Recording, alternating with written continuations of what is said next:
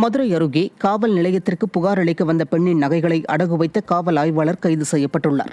மதுரை மாவட்டம் திருமங்கலத்தை சேர்ந்த அபிநயா கருத்து வேறுபாட்டின் காரணமாக கணவரை பிரிந்து வாழ்ந்து வருகிறார். கணவர் வீட்டிலிருந்து தனது 100 பவுன் நகையை மீட்டுக் கொடுக்கும்படி திருமங்கலம் அனைத்து மகளிர் காவல் நிலையத்தில் புகார் அளித்திருந்தார். அதன் அடிப்படையில் அபிநயாவின் கணவரிடமிருந்து 100 பவுன் நகையை மீட்ட காவல் ஆய்வாளர் கீதா அதனை தனியார் நிதி நிறுவனத்தில் 43 லட்சம் ரூபாய்க்கு அடகு வைத்திருக்கிறார். இதை அறிந்த அபிநயா காவல் ஆய்வாளரிடமிருந்து நகைகளை மீட்டு தரும்படி மீண்டும் புகார் அளித்தார். இந்த வழக்கில் காவல் ஆய்வாளர் கீதா கைது செய்யப்பட்டுள்ளார்.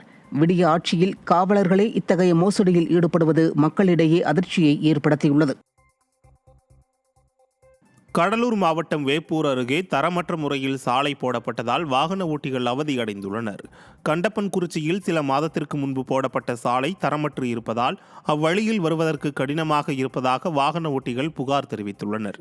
விடிய ஆட்சியில் போடப்பட்டிருக்கும் தரமற்ற சாலையை விரைந்து சீரமைக்க வேண்டும் என அதிகாரிகளுக்கு பொதுமக்கள் கோரிக்கை விடுத்துள்ளனர். கடலூர் மாவட்டம் விருத்தாச்சலம் அருகே இளைஞரின் மண்டையை உடைத்த விடியா திமுகவினரால் பரபரப்பு ஏற்பட்டது. வயலூரைச் சேர்ந்த மணிகண்டன் அதே பகுதியைச் சேர்ந்த ஐயப்பன் என்பவரிடம் நிலத்தை விலைக்கு வாங்கி வேலி போட்டுள்ளார். விடியா திமுகவின் பிரமுகர் ஒருவரின் தூண்டுதலின் பேரில் அதே ஊரைச் சேர்ந்த சரவணன் மற்றும் அவரது ஆதரவாளர்கள் அந்த வேலியை அகற்றி மணிகண்டனை கொடூரமாக தாக்கியதுடன் அவரது மண்டையையும் உடைத்தனர். தடுக்கச் சென்ற மணிகண்டனின் உறவினரான பரமேஸ்வரி என்பவரையும் தாக்கினர். விடியா திமுக ஆட்சியில் பொதுமக்களுக்கு பாதுகாப்பு இல்லை என்பது இதன் மூலம் உறுதியானதாக மக்கள் குற்றம் சாட்டுகின்றனர். வேலூர் மாவட்டம் குடியாத்தம் நகரமன்ற கூட்டத்தில் நகரமன்ற துணைத் தலைவர் மற்றும் நகரமன்ற உறுப்பினர்கள் தர்ணா போராட்டத்தில் ஈடுபட்டனர். நகர பகுதிகளில் சுற்றித் திரியும் 500க்கும் மேற்பட்ட தெருநாய்களால் மக்கள் அவதியடைந்து வருவதால் அவற்றை பிடிக்க வேண்டும் என நகரமன்ற கூட்டத்தில் உறுப்பினர்கள் மனு அளித்திருந்தனர். இது குறித்து எந்த நடவடிக்கையும் எடுக்காத நகராட்சி ஆணையாளரை கண்டித்து நகரமன்ற கூட்டத்தின் போது அதிமுக நகரமன்ற துணைத் தலைவர் மற்றும் நகரமன்ற உறுப்பினர்கள் தரையில் அமர்ந்து தர்ணா போராட்டத்தில் ஈடுபட்டனர். இதனால் நகரமன்ற கூட்டத்தில் பரபரப்பு ஏற்பட்டது. திருவாரூர் மாவட்ட ஆட்சியர் அலுவலகத்தில் விவசாயிகள் ஆர்ப்பாட்டத்தில் ஈடுபட்டதால் பரபரப்பு ஏற்பட்டது. திருவாரூர் மாவட்ட ஆட்சியர் அலுவலகத்தில் மாதாந்திர விவசாயிகள் குறைதீர் கூட்டம் நடைபெற்றது. இதில் கலந்து கொண்ட 100க்கும் மேற்பட்ட விவசாயிகள் பெற்ற கடனை உடனடியாக திருப்பி செலுத்தும்படி கூட்டுறவுத்துறை அதிகாரிகள் நிர்பந்திப்பதுடன் திருப்பி செலுத்தவில்லை எனில் விவசாயிகளின் புகைப்படங்களை விளம்பரமாக வெளியிட்டு அவமானப்படுத்துவோம் என மிரட்டல் விடுப்பதாக குற்றம் சாட்டினர். விடியா திமுக ஆட்சியில் டெல்டாக்காரர் என கூறிக்கொண்டு தங்களை முதுகில் குத்துவதா என விவசாயிகள் வேதனை தெரிவிக்கின்றனர். திண்டுக்கல் மாவட்டம் நிலக்கோட்டை பகுதியில் வெவ்வேறு வழக்கில் கைது செய்யப்பட்ட 3 நபர்களுக்கு அபராதத்துடன் கூடிய தண்டனை விதித்து நீதிபதி உத்தரவிட்டார்.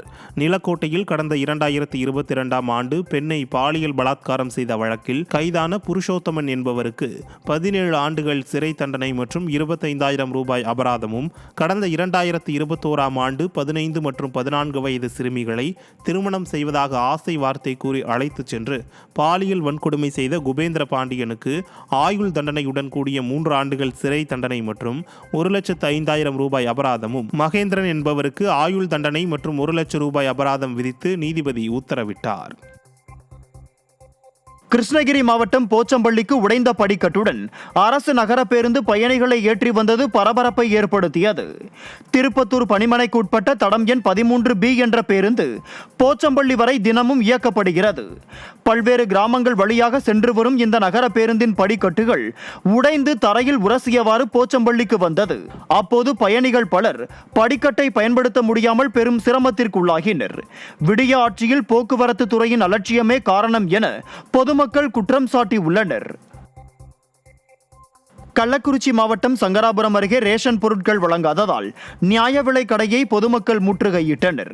சங்கராபுரம் அரசம்பட்டு நியாய விலை கடையில் இந்த மாதம் வழங்க வேண்டிய பருப்பு, சர்க்கரை, பாமாயில் உள்ளிட்ட ரேஷன் பொருட்களை வழங்காததால் பொதுமக்கள் போராட்டத்தில் ஈடுபட்டனர்.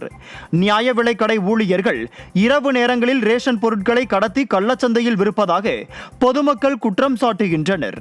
விடிய அரசின் ஊழல் ஆட்சியால் பொதுமக்கள் அத்தியாவசிய ரேஷன் பொருட்களை பெற முடியாமல் பாதிக்கப்படுகின்றனர். திருவள்ளூர் மாவட்டம் பொன்னேரி அருகே உள்ள சவுடு மண்குவாரியில் இருந்து செல்லும் கனரக வாகனங்களால் சாலை பழுதடைந்து இருப்பதாக கூறி பொதுமக்கள் போராட்டத்தில் ஈடுபட்டனர். பொன்னேரி அடுத்த தடப்பெரும்பாக்கம் ஏரியில் தேசிய நெடுஞ்சாலை விரிவாக்க பணிக்காக சவுடு மண் எடுத்துச் செல்லப்படுவதால் அப்பகுதியில் உள்ள சாலை பழுதடைந்து இருப்பதால் சுற்றியுள்ள ஊர்களுக்கு செல்ல முடியாத நிலை ஏற்பட்டுள்ளது. சாலையை சீரமைக்க கோரி மண்குவாரியை முற்றுகையிட்டு பொதுமக்கள் ஆர்ப்பாட்டத்தில் ஈடுபட்டனர். இதனால் அப்பகுதியில் பரபரப்பு ஏற்பட்டது. விழுப்புரம் மாவட்டத்தில் விடிய அரசு தங்கள் தேர்தல் வாக்குறுதியை நிறைவேற்ற கோரி பகுதி நேர ஆசிரியர்கள் ஆர்ப்பாட்டத்தில் ஈடுபட்டனர்.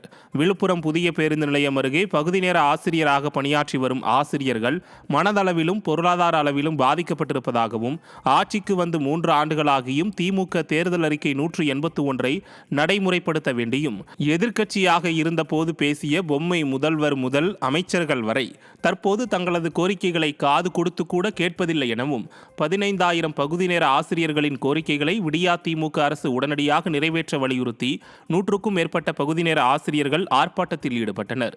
அப்போது கோரிக்கைகளை நிறைவேற்றாத பட்சத்தில் மாநில அளவில் போராட்டம் நடத்தப்படும் எனவும் எச்சரித்தனர். கல்வியும் சுகாதாரமும் இரு கண்கள் என கூவும் பொம்மை முதல்வர் ஆசிரியர்களை இப்படி வஞ்சிப்பதா என அவர்கள் வேதனை தெரிவிக்கின்றனர்.